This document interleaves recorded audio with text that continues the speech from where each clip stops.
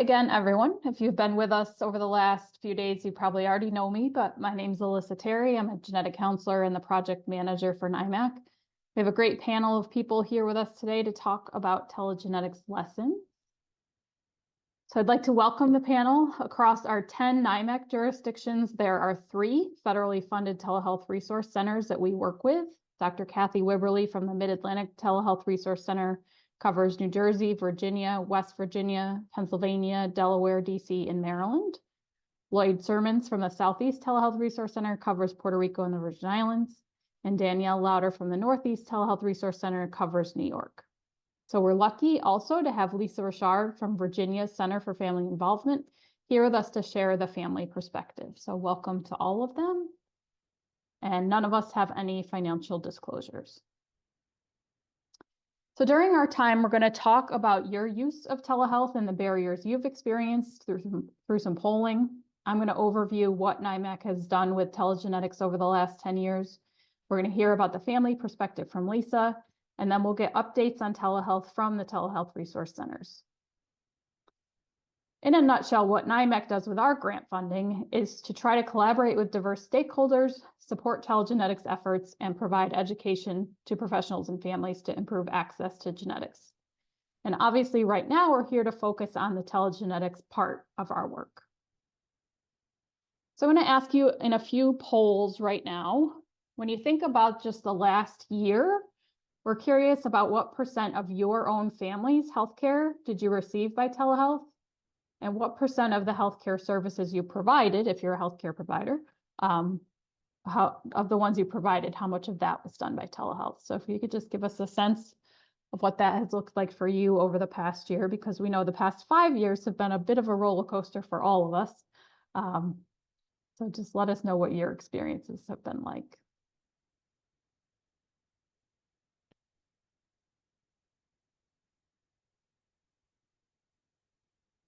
We have responses coming in. I'll just give a little more time for people to respond.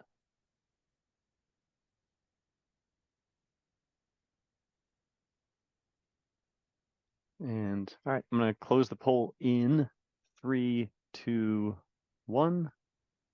And here are those results. Perfect. All right. So a lot of people still using some telehealth. I think when we asked this question 2 years ago, numbers were a little bit higher. We definitely see people going back into the clinics now, but a lot of people, most people are still using some telehealth. In terms of how much people are providing, some are doing everything by telehealth still. So we do see that. A lot of our providers still using some degree of telehealth and then some not using any. So good for us to know kind of the spread of what people are both receiving and providing in the world of telehealth these days. So the challenges that many families in our region faced in getting to a genetics clinic was really a big motivation for us to start exploring and supporting telegenetic services about 10 years ago. The visuals that you see here were developed by families in our region to tell other families about telegenetics. And when I'm talking about telehealth or telegenetics, most people think about live video meetings, and sometimes that's the way people connect. But sometimes telegenetics happens over the phone. Sometimes records and documents are sent to a provider without a live meeting. We call that store and forward, or sometimes you'll hear people say teleconsultation. Sometimes a doctor will keep track of a person's signs and symptoms and send that information electronically for evaluation. That's often called remote patient monitoring. And then finally, some communication happens on mobile devices by texting or apps or short video messages, and that's called mobile health. So with our overall goal being to expand access, we have definitely seen from studies that telegenetics for some families can improve access and reduce things like cost, wait time, and travel. And even before COVID, there were a lot of clinics doing telehealth in our region, and a lot of providers were interested in starting telehealth. We all saw that telehealth was really important during the public health emergency and remains in use afterward. So we'll share the link in chat to this flyer. Again, it's family created for families, which is always nice. So we also know, as I've mentioned, that telehealth changed a lot with COVID and the official public health emergency. And now that the public health emergency is over, that telehealth is changing again. So, and in this next poll, we're going to ask if, in your experience, are there services that you used to provide or receive using telehealth that you're no longer able to do? So have things changed for you as the public health emergency ended and sort of some of those rules came back into place? Are you now restricted in any ways from things that you used to be able to receive or provide in the world of telehealth?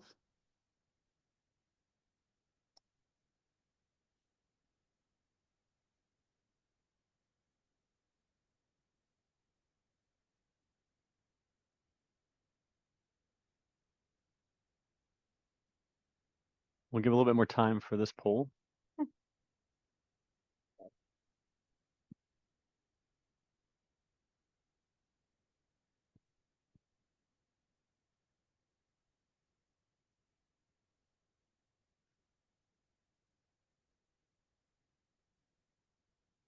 Because it's multiple choice, I think it takes a little bit more time for people to respond, but responses are slowing down. I'm going to close the poll in 3, 2, 1, and here are those results. Great. Okay, good. So a lot of people haven't experienced any changes, which is great. But about close to half are saying that there have been changes that have affected the way they receive or provide. So I know that in the second half of this session, we're going to hear from the telehealth resource centers about some of those issues in particular, about the rule changes and how you can keep up to date on those rule changes, especially if you're a provider trying to understand what's kind of allowable in your practice, but also for families that are trying to understand what they can access and what they can't anymore. So thanks for that input. Okay, so we're also curious what in particular you're experiencing as barriers when you're trying to practice or receive telehealth for your own healthcare. So what out of this list, if you could pick 3, are things that you feel like are getting in the way of your use of telehealth?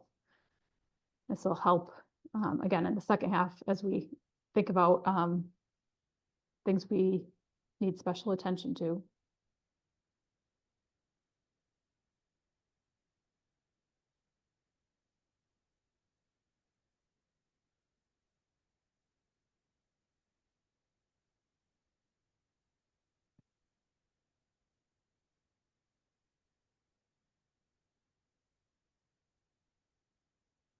And I'll give a little bit more time for this.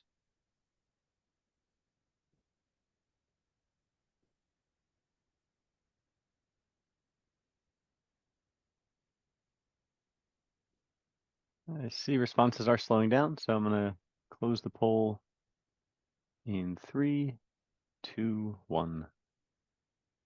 And here are those results.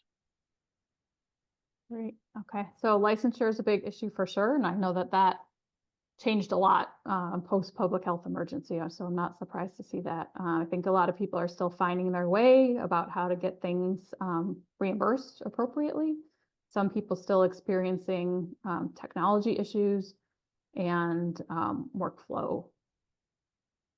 Oh, so it's interesting to me. So when we look toward the bottom, the institutional support issue, we've been asking this particular question at this meeting for a couple of years, and we've seen an interesting wave with regard to institutional support where people were feeling very unsupported in like 2019 and very supported by their institution in like 2020, 2021. So it's interesting to see this coming back up to 20% of people feeling like their institution isn't quite giving them the support that they need. We certainly see the lack of physical exam being an important one. There's some things that are just really difficult to assess by telehealth. So thanks for sharing that input.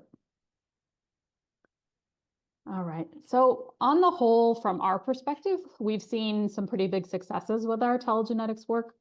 We've been able to impact a lot of providers through one-on-one navigation, through professional training, and by direct grant funding. We've documented a total of over 40,000 patients having been seen in telegenetics clinics that were supported by NYMAC in some way since 2018.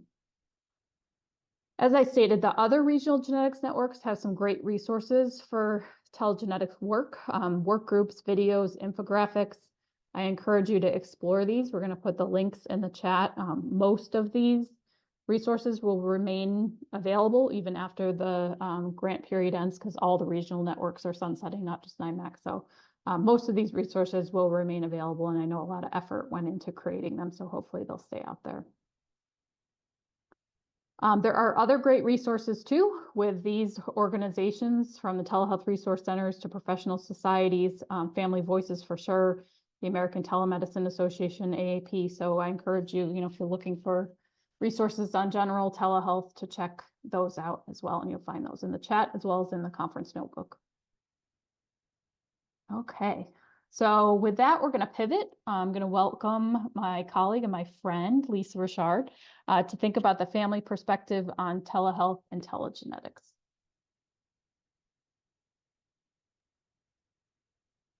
Hi, good to be here. Good to be here. So Lisa, I was hoping you could start by just introducing yourself to the audience and telling them a little bit about your family and your work at CFI and as a genetic navigator, just so they sort of know where you're coming from. Okay, certainly. So I'm Lisa Richard, and I live in Virginia. I work at the Center for Family Involvement, supporting families that have children with disabilities. And I am at the Partnership for People with Disabilities at Virginia Commonwealth University. I have a large family. I have 7 children, and my oldest daughter was born with Down syndrome, and then we adopted a baby. My 4th child was adopted, and he also has Down syndrome. And so when Alissa came to us from NYMAC, and we started talking about what could we possibly do in Virginia to improve access, we looked at the Genetic Navigator program, and we were really excited to be a part of it. And really, we now have 10 trained genetic navigators in Virginia. I'm one of them, and we're hoping to increase that number fairly soon. Awesome, thank you. So can you share a little bit about how you first became interested in telehealth and sort of what people's reactions were pre-COVID when you were telling them that maybe telehealth could be helpful to families? Yes, so and just so everybody knows, I actually have a stopwatch in front of me, so I don't go too long, because I could really talk about telehealth all day long. But my story is a personal one. Our son that we adopted with Down syndrome had elopement issues, and anywhere we went, he would get away from us, and it became really difficult to travel with him and to see providers, anybody, or really go anywhere. Just for example, when he was 8, he got away from his school. He had an aide. He was in a fenced-in area with his teacher and ran away and ended up on a highway. So this is a child that is very able to get away, even with a lot of supervision. And I just kept thinking there's got to be a better way. My husband is a veteran, was receiving healthcare from the VA, and that's when I started learning about telehealth. So this was about in 2016. I started working for the Center for Family Involvement then. Of course, many of you have been involved in telehealth way before that, but that's when it really showed up on my radar. And the more I learned about it, I was like, why aren't we all doing this? Like, I don't understand what the big deal is. Let's just all start doing telehealth and make it a lot easier for everybody. I started following Dr. Wibberly around Virginia, unbeknownst to her. And I just really felt like this would be an opportunity for families that had children with really complex healthcare conditions to access care in a better way. Or for myself, I'm also the rural outreach specialist. I live in a very rural and remote area, and so I just knew that this would be helpful. But pre-pandemic, nobody was listening. I wrote emails to the Department of Medicaid. I kept saying things like, why can't we make home an originating site, which means that you can get telehealth right out of your house. But at the time, there were a few states that had implemented that, but nobody was doing it where I lived. And then everything changed when the pandemic happened. Sure did, yeah. So in your experience, I know we talked about the pros and the cons, but I want to start with, what are some advantages you see for families, some sort of success stories from families you've worked with? Your story is one great example of a particular situation that's helpful. What about other families you've worked with? Just, I mean, first and foremost, access. I know it was tricky for some families prior to the pandemic, but afterwards, when families were used to working in virtual situations, that became a little better. And so the wait lines, I mean, just to get a diagnosis for a child with autism, sometimes those waits are a year or more. And if you're under-resourced and you end up missing that appointment because you can't miss work or you don't have money to make that day's trip to UVA or Carilion or wherever it is you're going, VCU, then you're going to end up missing out on that appointment. And so access was a big thing. And just, I think families really better understanding that this was a new way that they could really get either a diagnosis or receive healthcare that might be beneficial to them. Yeah, awesome. We talked about some of the challenges and limitations. I'm curious if you can share what you've learned about the challenges of family trust with telehealth and what your survey is all about. Yeah, so we, post-pandemic, we started working on a mini grant around telehealth. And so I initially had written up the survey really all around access and how families were accessing it. And we've all heard the stories, you know, they're in parking lots or libraries. And so we really were trying to find out where they were accessing telehealth. And what we found sort of incidentally was that trust was actually a bigger issue. That many families that have children with really complex healthcare needs were not able to trust providers that they had not met before. And that was surprising. So for someone like myself, who's an early adopter, and I'm just like, you know what, telehealth, let's do this, let's push forward. Yeah. There were lots of families that were like, whoa, no, I mean, I'm getting really significant care for this child that needs a lot of specialists, and I cannot trust somebody that's never met them before, or I don't trust them that they have their best interests, so they're actually listening to us. And so we're now in the process of developing a much larger survey around trust and how providers can better establish trust with families and what that actually looks like, so telehealth can be more successful. Great. How does this trust issue relate, or maybe not relate, to the issue you also described to me, where some families feel like the provider isn't really experiencing their child, like the whole of that child's personality, you know, they have when they're not in the room with them? Yeah, I have a really good friend, and she always says, if you haven't met Pay, you don't understand Peyton. And so there are families that their children are either non-speaking or they have really significant behaviors, and the families don't believe that that's like what's actually happening in their family is being captured on the screen. They feel like the provider, that psychosocial, like the ability to see them, touch them, have hands-on, have met with them, spoken to them, is much more beneficial than a telehealth appointment, and are willing to wait long periods of time. But those are the families that have the resources to do so and have the resources to travel. But there are families that just say, if you haven't met my child, there's really no way you can understand them. And I get it. Yeah, absolutely. We talked a little bit as well about that you've experienced some families having a challenge kind of telling their family story, the part of the family story that needs to be told to a new provider by telehealth. Are there things that you're doing to help support families in developing sort of the ability to tell their story for those telehealth appointments? Yeah, so close to us across the Tennessee line, I don't know if you all have ever heard of it, is the International Storytelling Center. And people come from all over the world and they tell their stories there. And it's a really cool feature. And I sit on a regional advisory council for a local healthcare system, and their hospital has now partnered and has become a storytelling center of excellence.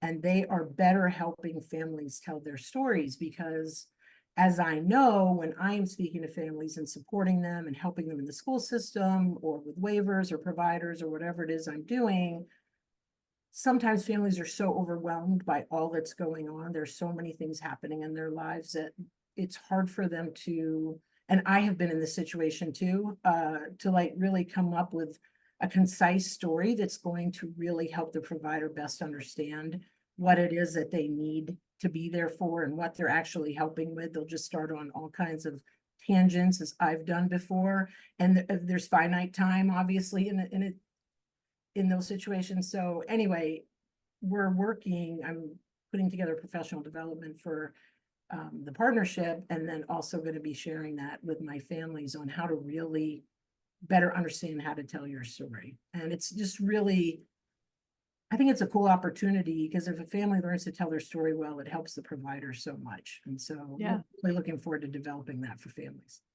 That's very cool. It's a great tie-in because the other session that's happening right now is about I saw telling that. a story for advocacy. So what a beautiful tie-in. We talked a little bit about some families feeling like the providers just don't have a lot of patience when their technology at home isn't working well. So that's obviously one thing providers can just try to have like a little more empathy for families. But what other recommendations do you have for providers to make the family's experience with telehealth easier? Yeah, I mean, always thinking and coming from a sociology background of like that sort of imbalance of power, families are always nervous coming into appointments with providers. They're wanting to tell their story and yet not quite sure always how to do it.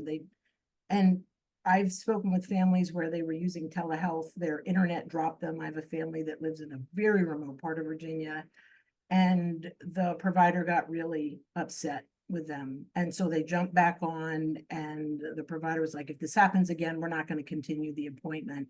And I mean, obviously that's not all providers, but there are just situations where just patience and listening and sort of helping the family along can go such a long way, especially in establishing trust. If a family feels like they're being heard, it really makes all the difference.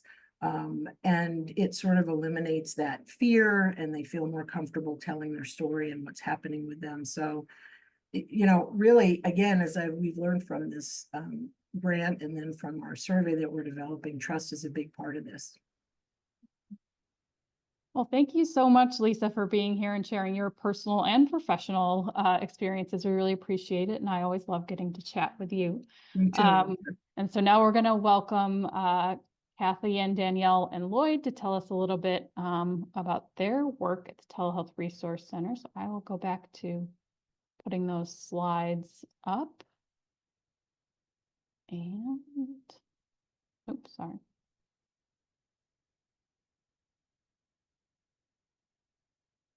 Okay, does that look right? Okay, perfect. So. All right. So as I mentioned before, the telehealth resource centers are also federally funded grant organizations. They provide assistance, education, and information to organizations interested in providing healthcare at a distance. And again, we have 3 people from the telehealth resource centers here with us today, Kathy, Lloyd, and Danielle. So we welcome them. All right. Well, I will get started. My name is Kathy. And what I am going to do is just to hit on some of the key highlights of what has happened in the last year since our last time we met with you on this particular conference. So as you all know, telehealth policy has been unwinding since the end of the PHE, and kind of like that cassette tape, for those of you old enough to remember what it was like when things got unraveled, it's almost impossible to put it back in place the way it was. And that's really what it's like with telehealth policy right now. It has been a moving target since the end of the PHE, and will probably continue to be so till the end of this year. We hope that it will stop at the end of this year, but who knows? So next slide. I'm just going to really highlight, where we are with policies. There are a number of policies that have completely unwound. They are no longer, there's no longer waivers and flexibilities around. One of those is the beneficiary co-payment and deductible associated with telehealth and virtual services. So during the public health emergency, all of that was waived. So a person could get telehealth services or virtual services and not have to have that copay.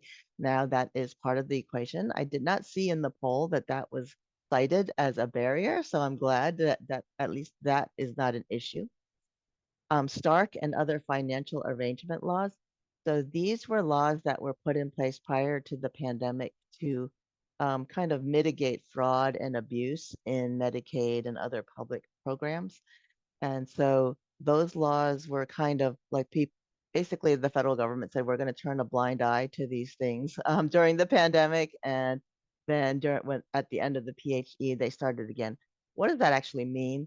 It's really things that might appear on the surface as inducing referrals. And so using telehealth as a way to do that.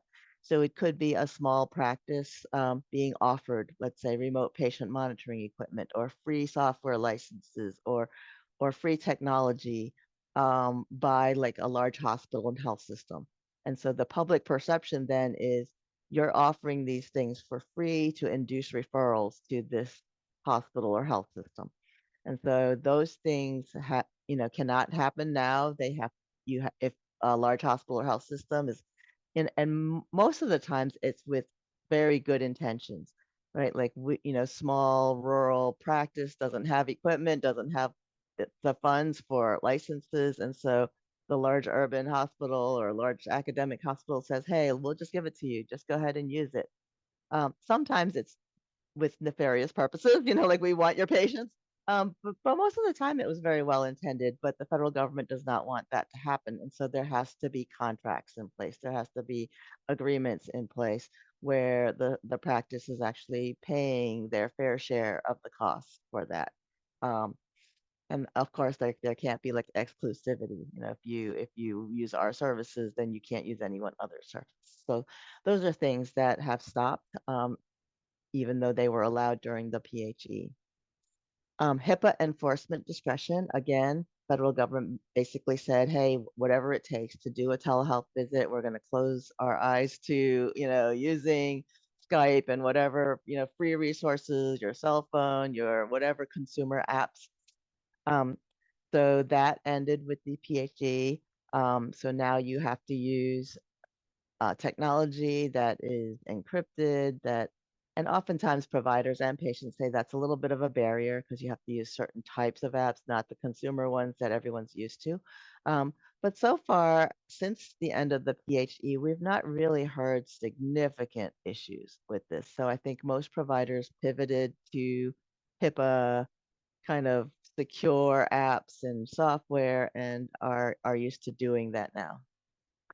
Another piece that has unwound is the hospital without walls flexibility. So during the PHE, hospitals that offered outpatient services, the federal government basically said, hey, the patient home we're going to view that as an extension of the hospital.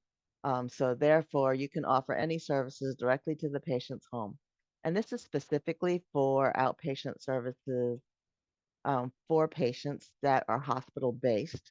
So they're not directly billed, let's say, by a private or a practitioner or a practice, but they are hospital services. So let's say you come into the emergency room, you have a stroke, now you are sent out, you have rehabilitation services and maybe some mental health counseling services that are part of that bundle of packages of services that you would receive to help you recover from your stroke. And so the hospital PT or OT or the hospital mental health practitioner would basically provide those services. And normally you would come into the hospital for that care. And so during the pandemic, they basically said, you can do that from the home. We'll consider your home as part of the hospital or an extension of the hospital.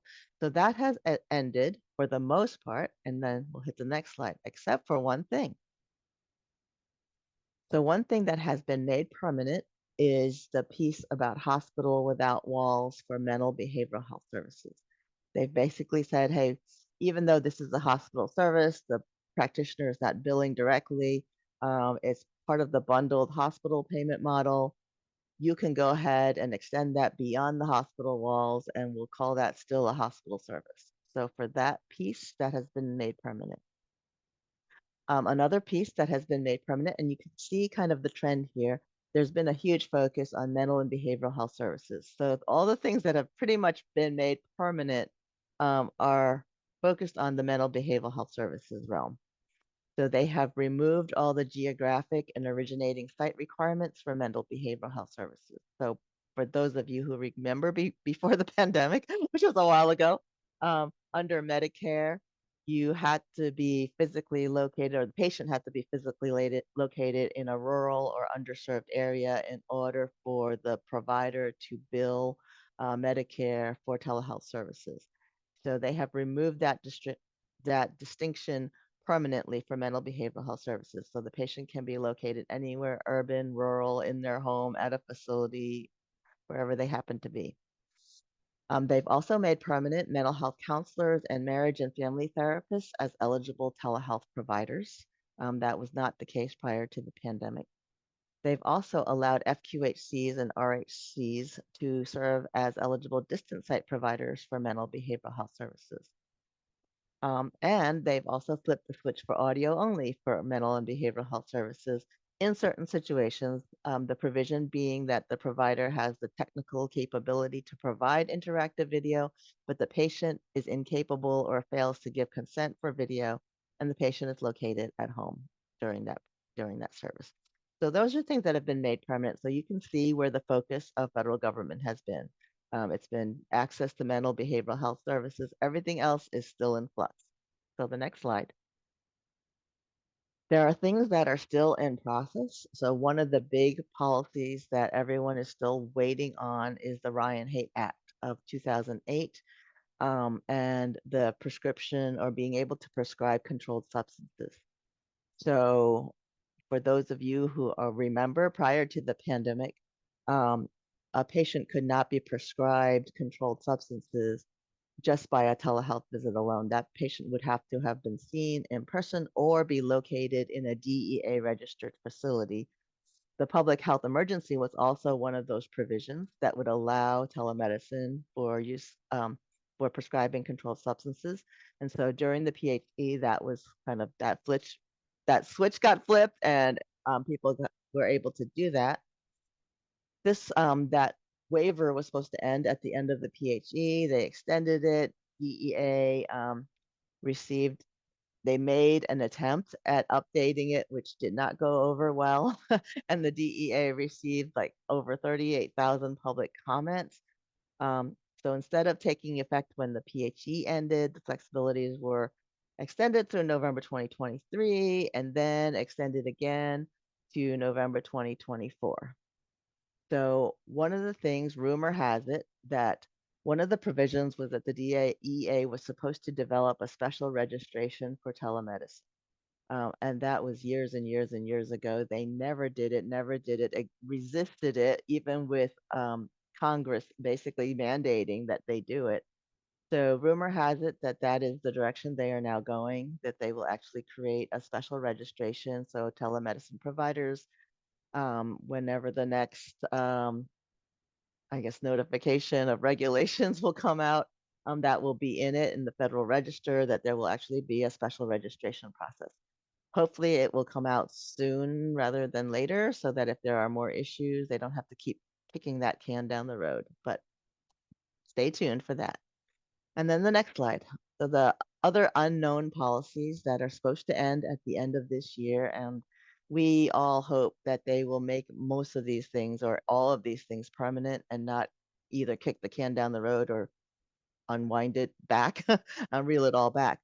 But the geographic and originating site requirements for all other services besides mental health and behavioral health, making FQHCs and rural health clinics as eligible distance site providers, making audio only for E&M and educational services available, the in-person requirements. So right now, prior to the pandemic, or just prior to the pandemic, CMS basically put in this in-person requirement for telemental health services. So even though they opened it all up, they said, but that patient has had to have been seen within 6 months prior to the telemental health service, and then has to be seen in person every 12 months for continuation of telemental health services. That requirement got waived and kicked down the road to the end of this year. But if that doesn't get made permanent, then after January 1st, 2025, we will revert back to that. You know, you have to have had seen that patient in person every 6 months, and the patient must be seen within every 12 months. There's a huge outcry for that because one, We have a shortage of mental health providers. No way that everyone's going to get seen in person. And many mental health providers have actually gone all virtual during this time, and they don't even have a physical office to see someone in person. So we're all kind of waiting on that one. The use of telehealth for hospice care, eligibility, recertification, we're waiting on that. The use of PTs, OTs, SLPs, and audiologists as eligible telehealth providers so that they can bill independently for telehealth services. We have not seen that be made permanent yet, but we're hoping that that will be the case. CMS put a whole bunch of types of services into what they call Category 3 services, and not all of them have been made permanent yet. That usually happens through the physician's fee schedule, which comes out like around November of each year. And so a lot of them were made permanent, but not all. And so we're still kind of waiting to see if the rest of them get made permanent in this upcoming year. And then remote supervision of residents by teaching physicians is another thing that many centers are using and hospitals are using. And that has not been made permanent, but we hope that that will be as well. So those are the things that are still unwinding. And I will flip to Lloyd, Danielle, one of you two. Lloyd. Yeah, so that'll be me. Hello, everyone. My name is Lloyd Sirmons. I'm the Executive Director for the Southeastern Telehealth Resource Center. And I'm just going to talk a little bit briefly here about cybersecurity. This has really become a big thing. It's been around for a long time, but here more recently, we've seen more attacks on healthcare, I think, than ever before. And of course, with telehealth, telemedicine, the whole basis is technology. And I think we have to do our part, our due diligence to be sure that we're protecting, of course, patient data. But, just making sure that we're on guard. So I tell you what, and just let's go to the last slide, because that's really kind of where I want to kind of rest. So come on, keep going. Keep going right there. Let's just kind of rest here. Malware is probably one of the biggest ways that hackers try to gain access into people's computers. And I think we have to be vigilant, doing what we can. I know a lot of times we think that we're exempt from it, but we're not. And like I said, we've seen more attacks now in healthcare since last year. The FBI took down one of the largest cybersecurity rings, and they just launched a massive attack on healthcare. Of course, the largest being the Change Healthcare attack, which really affected everyone down into, the primary care providers, people trying to get prescriptions. I mean, it really, really caused a lot of chaos in the whole healthcare arena. The interesting thing, though, is it's not just it's attacks on individuals as well. And I'll just tell a personal story. This is just a few months ago. My son-in-law, he come over and we were talking, and he made a comment about what had happened to his dad. And I said, well, what are you talking about? And he said, well, a guy called him, and they were talking, and they had this elaborate scheme. Well, at the end of the day, he spent hours, and by the time it was all said and done, he had converted $16,000 into Bitcoin. And so when he called the bank to see if there was anything they could do, the bank said, no, there's absolutely nothing, because you converted it to Bitcoin. But they told, at that point in time, they told him, they said, we just had another lady who did the same thing, fell for the same scheme, and had converted $40,000. And so it's not just about healthcare, large healthcare systems. I know sometimes we think that, we're in this bubble because we're not a part or tied to maybe a large healthcare system. And you think a lot of times these large healthcare systems, we have great resources. But really what we're seeing is there's no one that's immune from cyber attacks. So there's things we can do to be vigilant. Number one, multi-factor authentication. Now, keep in mind, I did these slides back a few weeks ago. And since then, we have come to find out that Google's multi-factor authentication has been hacked. So I think the biggest thing that we're going to, they're learning how, so cybersecurity guys, these hackers are learning how to bypass multi-factor authentication. And so I think the biggest and the safest thing that we could do is be vigilant with emails, like what we're opening. Be very, very careful at what you're opening when emails come. I've gotten to where when people send me stuff, I'll just shoot back an email and I'll say, hey, just ask a specific question that I'll know that, hey, this is not a phishing scheme or a malware attack. And what you can do is, just make sure before you open any attachment that you know who it's coming from. Look at the email address, right? So I can get an email and it'll say Kathy Wibberly in bold. But if I look at the email address, a lot of times it'll say something else, and it'll just be some off the wall email account or a Gmail account, but I know it's not Kathy. So just that little bit of looking, that little bit of paying attention can make a big difference. Because what happens is with the phishing schemes is when you open that email and you click on that link or you click on that document, what they can do is they can download a RAT. And it's just a piece of software that embeds itself into your computer, and then it can start pulling contacts. It can pull passwords, all these things that you save on your computer. So no one's exempt. And then passwords. Change your passwords on a regular basis. I started my journey after college as a mainframe programmer. We programmed for credit card companies. And one of the very first things they told us was never use the same password for all of your accounts. And that was back in the day when we didn't have that many passwords. Now we have 1 million passwords, but use strong passwords. And I would say change your passwords on a regular basis. And what you'll find is this will really help out. So you can do your part to help out your IT folks or your healthcare folks, your administration, or even yourself personally, because this is a thing. It's what we're living with every day now. People are locking computers out. Just talked to somebody the other day. Their computer had literally been locked out. And, they're trying to get ransomware. And so it's not just large health systems. It's not just the federal government. It's small rural, small rural communities. People in those communities are being attacked as well. And so we have to be, I think, extra diligent, doing our due diligence to be sure that we're not just protecting ourselves, but protecting those who maybe we're providing services for, we're part of a health system.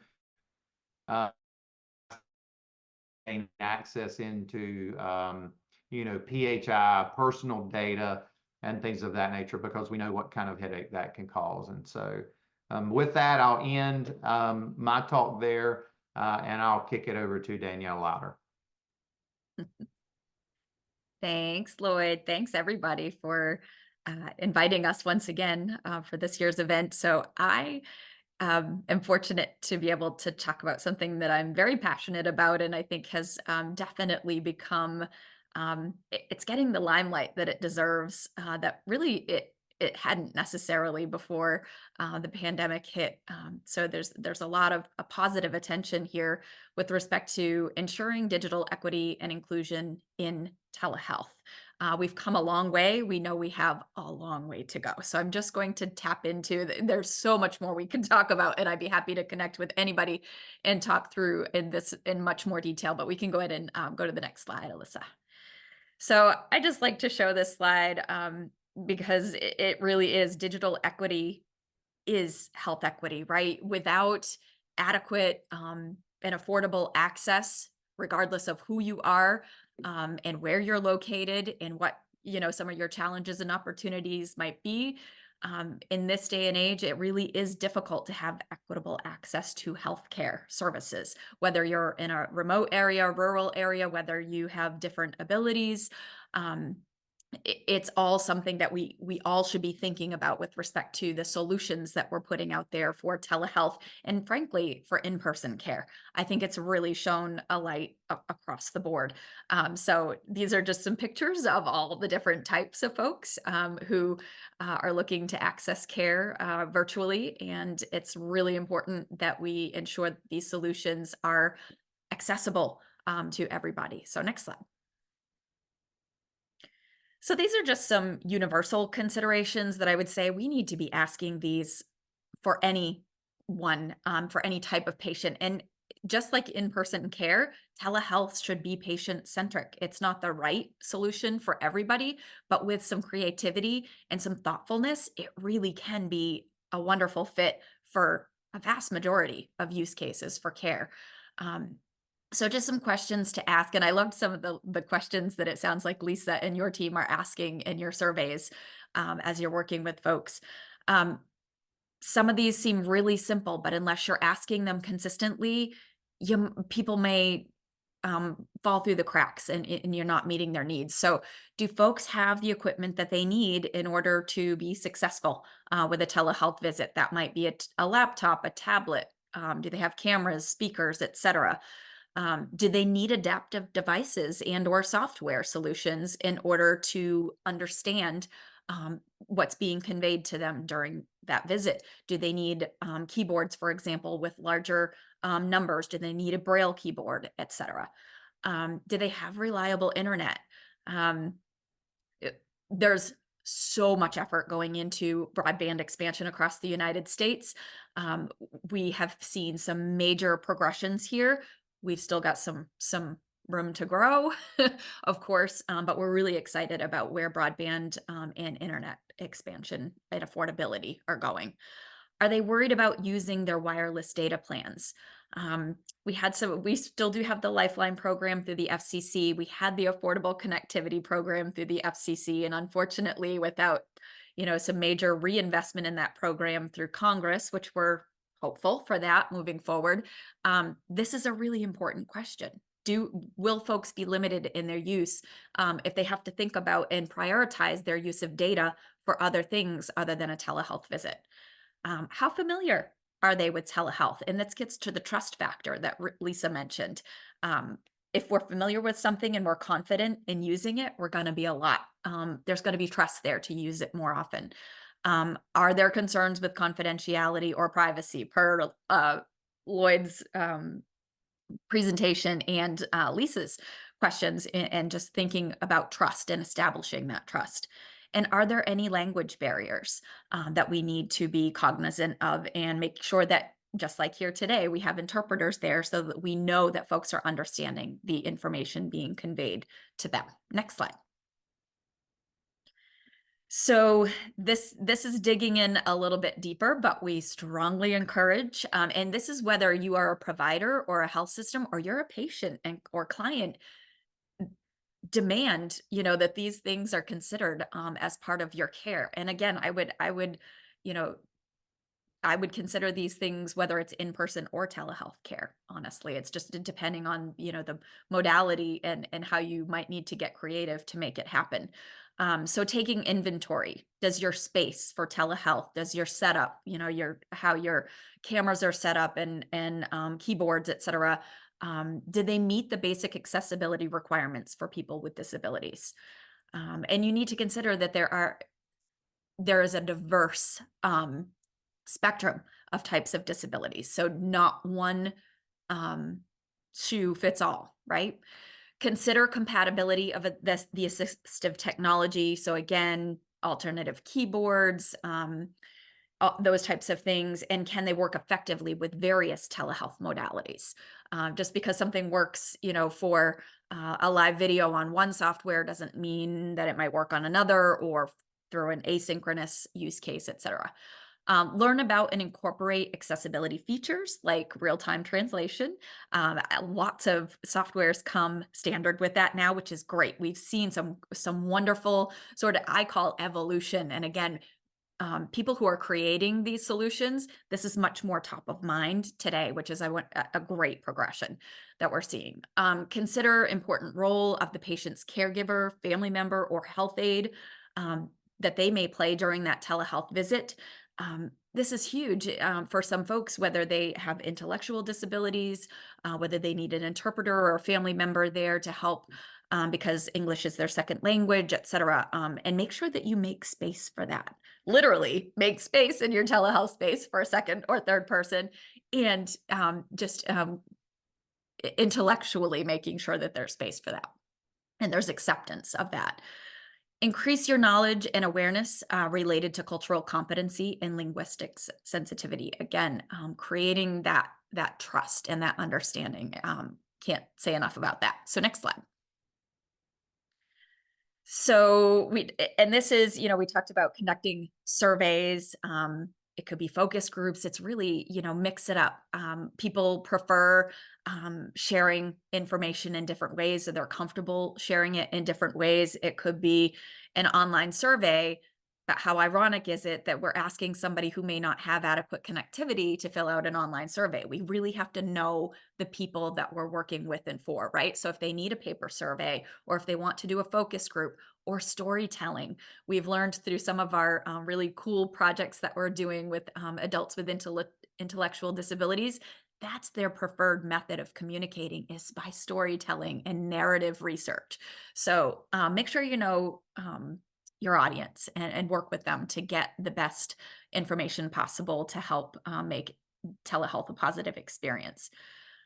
Really, we all have to understand, and again, this is in person as well, that if a person does not have the appropriate accommodations provided to them to receive the communication and the resources that you're giving them, they can't truly participate in an equal conversation, and you don't really have valid consent for that visit.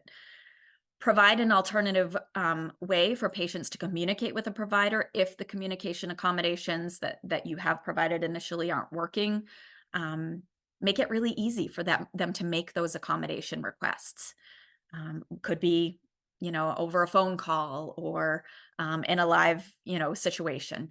And then allowing end users to provide feedback and then be willing to actually use that feedback and to improve your solution and the way that you approach your telehealth visits. So next slide. And this is just a reminder to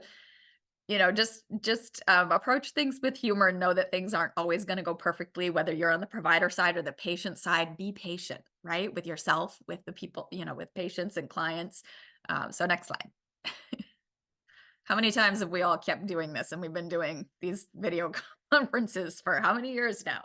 So these are my flyover slides, and I want to make sure we have a few minutes for questions. So these are just a whole bunch of resources, guys, that you can feel free to tap into.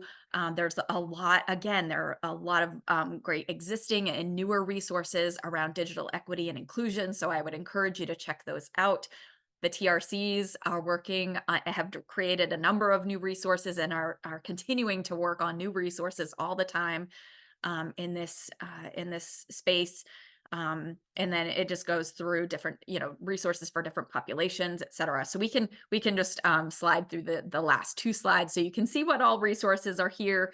I know Alissa and team will share all of these slides with you all. So if you have a question about any of them, reach out to Lloyd first. No, I'm just kidding. He's always the jokester. So reach out to any of us anytime. And we'll be happy to chat. I didn't tell the first joke today, Danielle, so that was a cheap shot.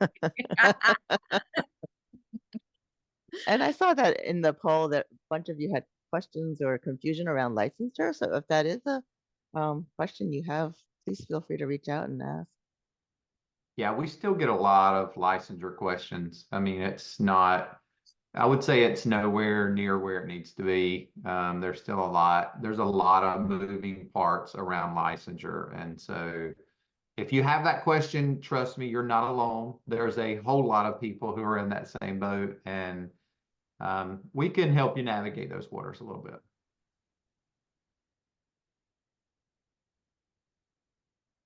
Sorry, I was on mute. Does anyone have questions that they want to, yeah, that's funny, right?